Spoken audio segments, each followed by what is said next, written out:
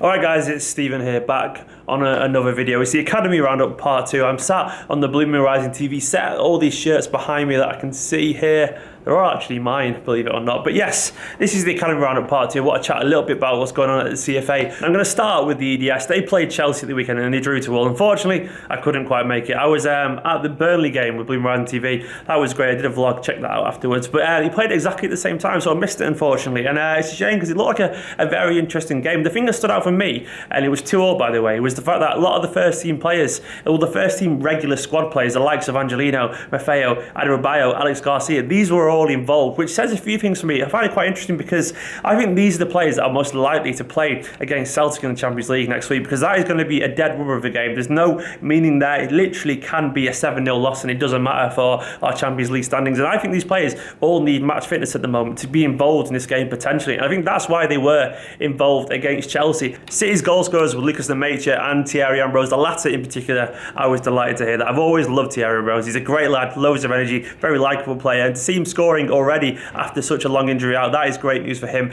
And it's great news for Man City. He's a very likeable player. He's one with a lot of personality, a lot of ability, and he's obviously a great story for City. If he gets back to his potential, that'll benefit the club, it'll benefit him, and it'll benefit the academy. And fair play to City for sticking by him through a pretty difficult 12 months, if we're being honest. Elsewhere, the rest of the team, it was Garcia played alongside Horsfield and Brahim. Brahim could be another player, maybe in contention for being involved potentially against Celtic. Buckley and Fernandez were the ones either side of Lemaitre, who once again has already grabbed the goal despite only coming back from injury a few days ago. He's looking back to his peak form potentially already. That's good news for Man City. It's good news for the u19s. The Celtic game is a perfect opportunity for these lads like Maffeo, Angelino, Garcia, Adebayo. These should be involved in my opinion. They should all be involved. Maybe Angus Gunn as well, because it is a dead rubber of a game. These should be getting a chance to show what they can do, because against Celtic, even though it is a dead rubber of a game for us, they'll be up for it because they always will be, because they've got pride to play for at very least. And at the Etihad in front of thousands upon people, it'll be a big game for them. It'll be a good chance to see what they can do. The EDS's next game is on Friday against Hull. They're currently 2 points off top behind Everton. On Friday, I think it's 7 PM at the Etihad. Get yourself along to that. I'll be there as ever watching the game. Come and say hello if you see me as well.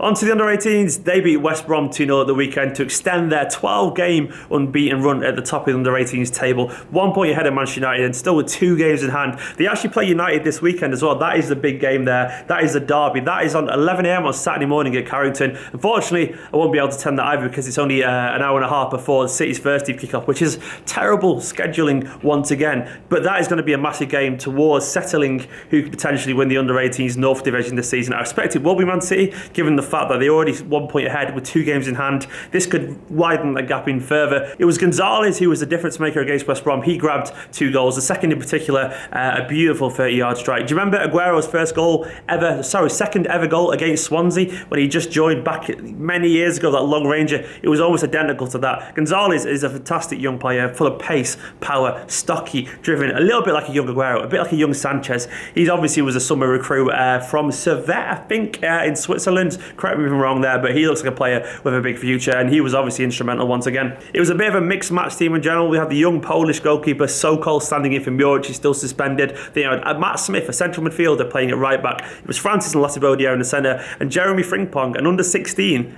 he was playing at left back as well. So it was a bit of a promotion for him, given the fact that Tariq Wilson is currently still out. Jacob Davenport has an injury as well, so there's a chance for him there, and seemingly he did pretty well for himself. Ike Opozo, Foden and Patching made up the midfield, and then it was Pervada and Hardy either side of Gonzalez. So it was a bit of a mixed match team. Several regulars, Sancho, Deli Bashiro, all those kind of people weren't involved. But it says a lot about the strength of this squad we've got at the under-18s level, that they're still picking up victories, they are still unbeaten, and they're still basically showing the other teams how it's done at the under-18s table at the moment. Elsewhere, I want to give a shout out to Bobby Duncan. If you don't know much about him, he's an England under-16 striker, Manchester City under-16 striker, and he was the first player of English nature to ever score a hat-trick against Brazil. That takes some doing. England under-16s beat Brazil 4-3 away in Brazil, and he scored a hat-trick and set up the other. He's another wonderful little striker, a proper killer instinct striker, a person who knows where the goal is, who scores. I mean, he scored 60 plus goals last season for the under-15s, and he's taken that form into this season as well with the under-16s, and he's obviously starring for England as well. If you don't know much about him, he's actually Steven Gerrard's second cousin. Gerrard actually gave him a shout out on his own personal Instagram too, congratulating him and scoring a hat-trick against Brazil. Another player with immense amount of ability. We seem to have a production line of fantastic young players. He's been at City for a few years now as well. He's another player who's short, stocky, powerful, a bit of an Aguero kind of player, incredibly clinical, great striker's instinct, and he looks a player that maybe should set the under-18s on fire next season. Anyway guys, that's the end of this video. I wasn't at the games unfortunately, but I thought I'd give you an update